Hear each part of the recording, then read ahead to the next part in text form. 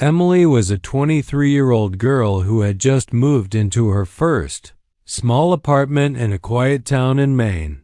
She loved finding cheap things to decorate her place, since she didn't have much money.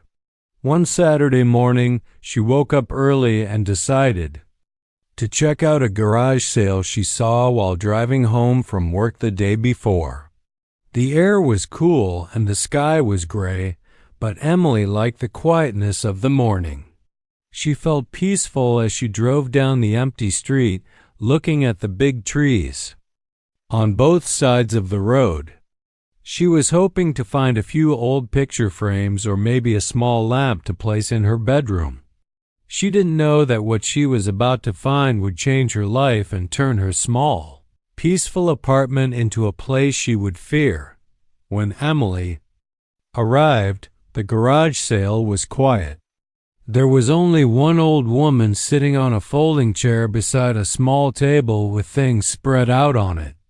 The house behind her looked old, with chipped paint and windows that looked like they hadn't been cleaned in years. The grass was overgrown, and Emily thought maybe the woman didn't have family to help her anymore. She felt a little sad but smiled politely as she walked up the driveway. The table was filled with old items, some plates, dusty books, a few worn-out dolls with cracked faces, and old jewelry tangled together in a small wooden box. Emily slowly looked through the items, thinking about how they once belonged to someone who might have loved them. As she looked, something shiny caught her eye. It was a silver necklace, simple and thin, with a small dark green gem in the middle that glowed a little under the cloudy light. It was hanging on a rusty hook, away from the other tangled jewelry, as if it had been placed there for Emily to find out. Emily felt drawn to it right away. It was beautiful, but there was something strange about it too, like it didn't belong there. She picked it up gently, feeling the cold chain in her hand. The gem felt heavier than it looked, and the silver was cold, even though the morning wasn't that cold. Emily turned to the old woman and asked how much it was, expecting it to be expensive. The woman looked at her with tired, watery eyes and whispered, $5. Her voice was soft and a little shaky, and she didn't smile. Emily was surprised it was so cheap and quickly took out a $5 bill from her pocket as Emily handed her the money. The old woman's hands were cold and thin, with blue veins showing under her pale skin. She didn't let go of the necklace for a second, looking into Emily's eyes as if she wanted to say something. Finally, she said, "It's been in the family a long time. Are you sure you want it?" Her voice was so soft that Emily almost didn't hear her. Emily felt a small chill run down her back but quickly smiled and nodded. "Yes, it's really pretty. Thank you." The old woman just nodded without smiling, wrapping the necklace in a piece of brown paper and handing it to Emily carefully, like it was something fragile. Emily felt the air get colder around her as she turned to walk back to her car, even though there was no wind that morning. For a moment, as she opened her car door, she turned around and saw the old woman still staring at her, her pale face looking almost sad, her eyes following Emily as she left. Emily felt a strange heaviness in her chest but told herself it was nothing. Maybe the old woman was just lonely, she thought, and didn't want to think about anything creepy. She drove back to her apartment, holding the small package in her hand. Emily felt excited, thinking it would look beautiful on her dresser, and maybe she could wear it when she went out with her friends. She placed it on the passenger seat and looked at it every few seconds while driving, noticing how the green gem seemed to catch the light in strange ways, almost like it was glowing even without sunlight. When she got home, she unlocked her apartment door, greeted by the warm smell of coffee and her cat meowing for food. She put the small brown paper on her dresser and carefully unwrapped it. The necklace looked even prettier inside her small room, which had soft yellow lights and a small window showing the cloudy sky outside. She placed it on her dresser next to her perfumes and a small mirror, smiling as she thought about how nice could look there. That night, Emily made herself tea and watched a movie on her laptop while her cat curled up next to her. She felt happy with the small treasures she had found that day. But as she turned off the lights and climbed into bed, she felt a strange coldness in the room that made her pull the blanket up to her chin. She turned her head to look at the dresser where the necklace lay, and for a moment, she thought she saw the green gem glowing softly in the dark. Emily closed her eyes, telling herself she was just tired, and took a deep breath. She didn't know that by buying that necklace, she had taken something into her home that she would never forget. She didn't know that soon the small sounds and cold feelings would turn into something she could never explain to anyone without sounding crazy. That night, as she fell asleep, Emily was still smiling, thinking about the necklace. But that smile would not last for long, because the necklace was not just a piece of jewelry. It was something much darker, waiting to reveal itself when Emily was alone in the dark. After Emily placed the necklace on her dresser, the first few days felt normal. She went to work, came home, made her dinner, and watched her shows while her cat sat on the couch beside her. At night, she would brush her teeth, check her phone one last time, and then turn off her small lamp, letting the soft darkness fill her room. She would glance at the necklace before closing her eyes, still happy about her cheap and beautiful find from the garage sale. But slowly, small, strange things started to happen. Things Emily didn't want to believe were real. It started with small noises at night. At first, Emily thought it was just the old apartment making sounds like the pipes or the floor creaking from the cold. But these sounds were different. It was a soft tapping noise, like someone lightly knocking on wood, and it was always near her dresser, right where she had placed the necklace. Emily would open her eyes, listening carefully, but every time she sat up in bed, the noise would stop, and the room would be silent again. She told herself it was nothing, just her mind playing tricks because she was tired. But as the days passed, the tapping sound became more frequent, and sometimes she would hear something sliding across the surface of the dresser. One night, she woke up to the sound of something falling, and when she turned on her lamp, she saw the necklace had fallen off the dresser onto the floor. Its chain was twisted, and the green gem seemed to glow faintly, reflecting the light in a strange way. Emily's cat was outside the room, so it couldn't have been him. She picked up the necklace, untangling the chain, and placed it back on the dresser, her hands shaking a little as she tried to calm herself. Emily tried to ignore the strange feelings she was getting from the necklace. She thought maybe if she wore it, it would stop falling or making noises at night. The next morning, she put the necklace around her neck before leaving for work. The chain felt cold against her skin, colder than any other jewelry she had ever worn, but she ignored it. All day at work, she felt uncomfortable, like someone was watching her closely. When she turned around at her desk, no one was there, but she felt like someone was standing right behind her, breathing on her neck. At night, wearing the necklace made her feel even stranger. She would lie in bed, trying to fall asleep, but she felt like someone was standing in the corner of her room, staring at her. Sometimes she would feel cold air brushing against her neck, making her shiver even under her warm blanket. Emily tried to convince herself that she was overthinking, that she was just stressed from work, but deep down, she knew something was not right with the necklace. A few nights later, Emily was brushing her hair in front of her mirror, getting ready for bed. She was looking at herself, tired but trying to stay positive. Suddenly, she saw something move in the reflection. It was quick, like a dark shadow passing behind her. She froze, staring at the mirror, her brush still in her hand. She slowly turned around, but there was nothing there, just her quiet, empty room. Emily's heart was beating fast, and she put down the brush, taking deep breaths to calm herself. She told herself it was just her imagination, but the fear in her chest didn't go away. The strange feelings became stronger as days passed.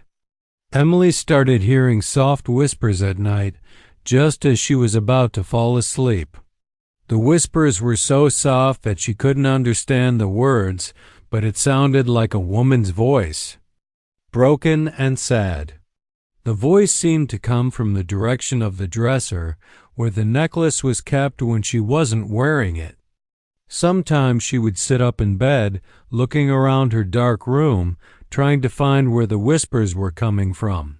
But the room would fall silent again, leaving her alone in the darkness with her racing thoughts. Emily stopped wearing the necklace, placing it back on the dresser, hoping the whispers and the cold feelings would go away. But they didn't. Every night, she felt like the air in her room became heavier, colder and harder to breathe in, especially near the dresser. She tried to sleep with the lights on, but even with the light, she felt the same fear creeping over her. The tapping sounds, the sliding noises, and the soft whispers never stopped. No matter what she did, she didn't tell her friends about what was happening because she was scared. They would think she was losing her mind. She didn't want to sound crazy, talking about a necklace that was moving on its own and whispering in the dark.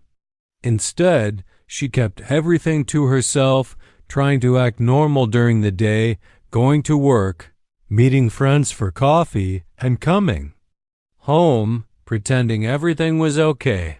But every night, when she lay in her bed and looked at the dresser, she couldn't help but feel the fear growing inside her. She would pull the blanket up to her chin, her eyes fixed on the necklace, waiting for the noises to start again. Emily began to realize that the necklace wasn't just a piece of jewelry. It was something else, something dark that brought a strange presence into her small apartment. She didn't know what to do, but deep down, she felt that the necklace was not going to leave her alone. And the worst was yet to come. The days felt long for Emily, but the nights felt even longer. She was tired all the time now, and her face looked pale when she looked in the mirror each morning.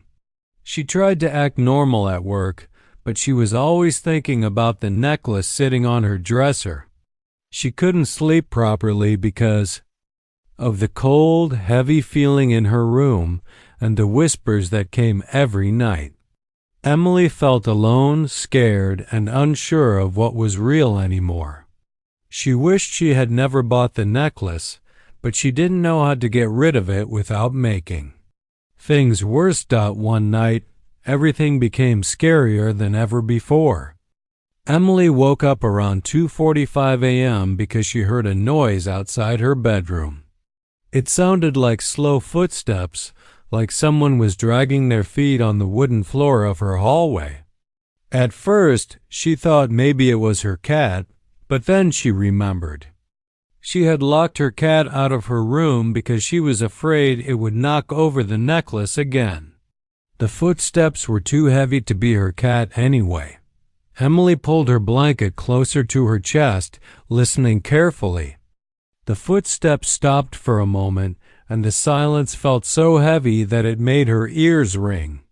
Then the footsteps started again, even slower, like whoever it was did not want her to hear. She felt her heart beating in her throat, and she could hardly breathe as she stared at her closed bedroom door, waiting for something to happen. She told herself it was nothing, but deep down she knew something was there. Then she heard the old, rusty doorknob of her bedroom door turning slowly, making a quiet creaking noise that made her stomach drop. Emily couldn't move, she felt. Frozen in place, holding her breath while she watched the door open slowly with a soft creak. The darkness in the hallway was deep, and for a few seconds she saw nothing. But then a dark shape appeared in the doorway, standing there and facing her room. The shape stepped forward into her room, and Emily could see it was a woman. She was wearing a long, old-fashioned nightgown that looked wet, and her long, dark hair was hanging down, covering her face so Emily couldn't see who it was. The woman's head was hanging down, and her arms were by her sides, with her hands looking pale and thin. Water dripped onto the floor from the edge of her gown, even though there was no water in the room.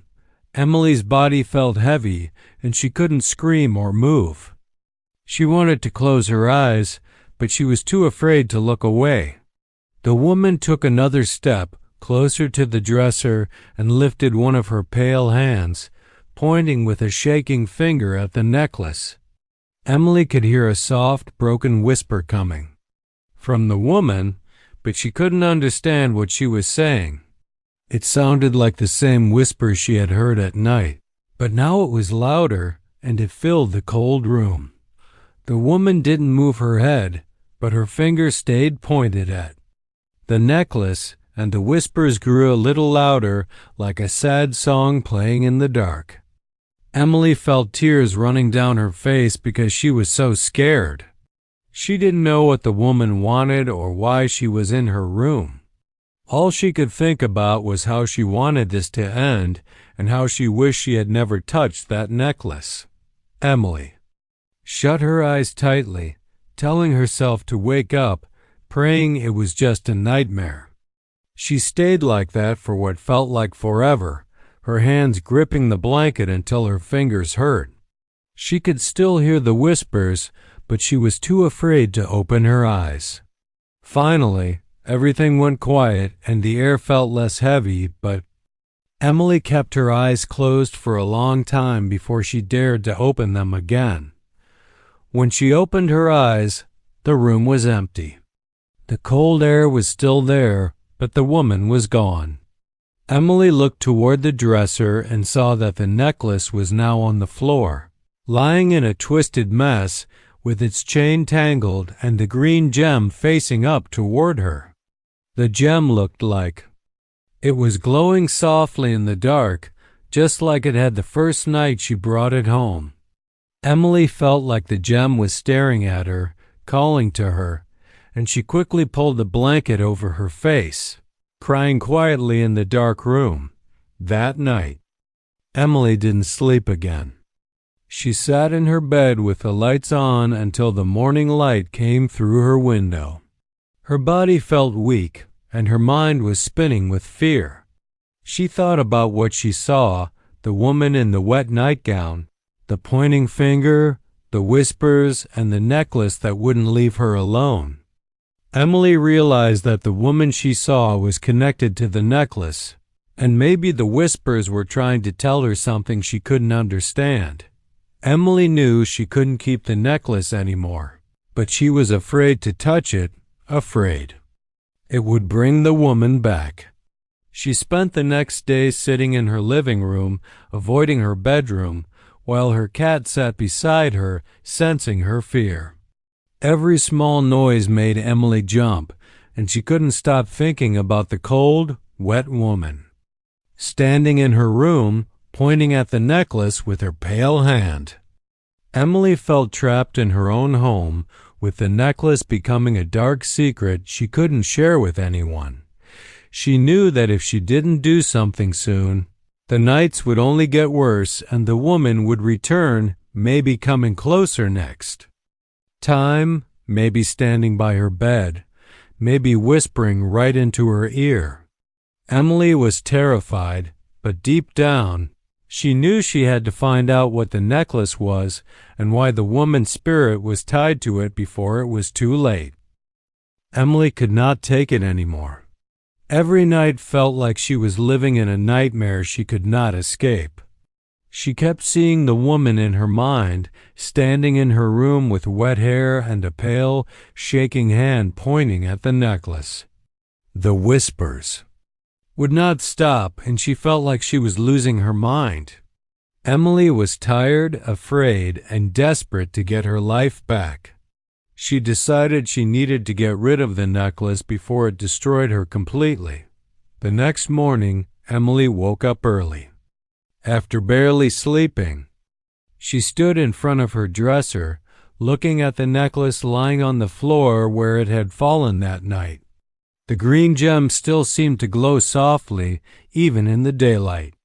Her hands were shaking as she picked it up, and a cold, sharp pain went through her fingers when she touched it, like holding a piece of ice. She quickly wrapped it in a small towel.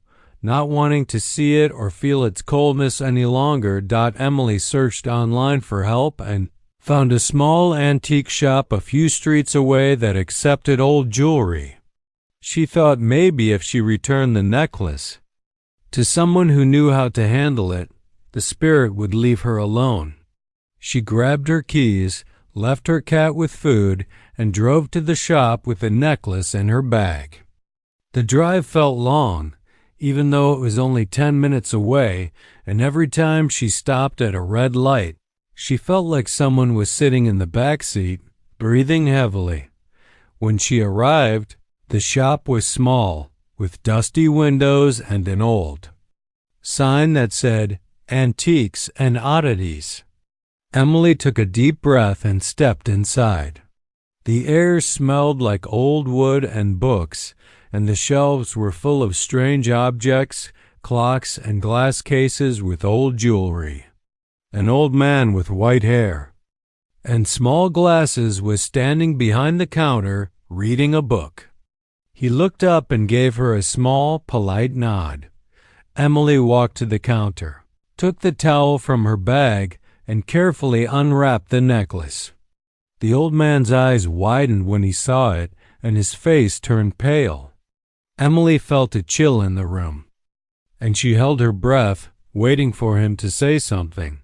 Finally, in a quiet voice, the man asked, "Where did you get this?" His voice was calm, but there was fear in his eyes. Emily told him about the garage sale and the old woman who sold it to her. She explained how the necklace started making noises, how she saw shadows, heard whispers, and finally saw the woman in her room pointing at the necklace. The old man listened quietly, nodding slowly as she spoke, like he already knew parts of the story before she even finished.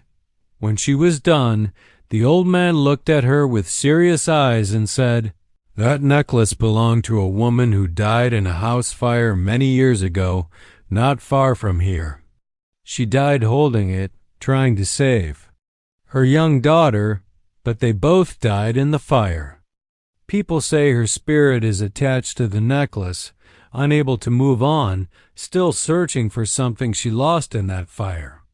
Emily felt like the floor was moving under her feet, and she had to hold on to the counter to steady herself. She realized the woman she had seen, the whispers she had heard, and the cold presence in her room were the spirit of the woman who had died, still tied to the necklace, trying to reach out for help. She asked the old man if he could take the necklace, and he nodded slowly, saying, "I will keep it safe and see if there is a way to help her spirit move on." Emily felt a wave of relief wash over her, and she thanked him quietly, leaving the shop quickly, wanting to get away from the necklace and everything connected to it. That night, Emily went home and felt tired but lighter, like a heavy weight had been lifted off her shoulders. She fed her cat, made tea, and for the first time in weeks, she felt like she might be able to sleep without fear. She climbed into bed, pulled her blanket up, and closed her eyes, letting herself relax as the soft sound of rain tapped against her window. The room felt warmer, and she did not hear the whispers that had haunted her for so long. But at exactly 3 a.m., Emily woke up suddenly, feeling a cold breeze on her face. She opened her eyes, her heart beating fast, and looked around the dark room. It was quiet, and she did not see any shadows or figures standing in the corners. She took a deep breath, telling herself it was nothing, that the nightmare was finally over. Then she looked at her dresser, where the necklace had once sat, and froze. On the dusty surface of the dresser was a small, burned handprint, the size of a child's hand, dark against the pale wood. Emily's breath caught in her throat, and she felt tears welling up in her eyes. She realized that even though she had given the necklace away, the spirit of the woman, or maybe the spirit of her lost child, had left a final sign before leaving. Emily moved out of that apartment a week later, unable to stay in the place where the nightmares had lived with her. She never saw the necklace again and never returned to the antique shop. But sometimes, late at night, when she is alone in her new apartment, she still feels a soft, cold breeze against her neck, reminding her of the haunted necklace and the spirit that once stood in the dark, pointing at her, asking for help.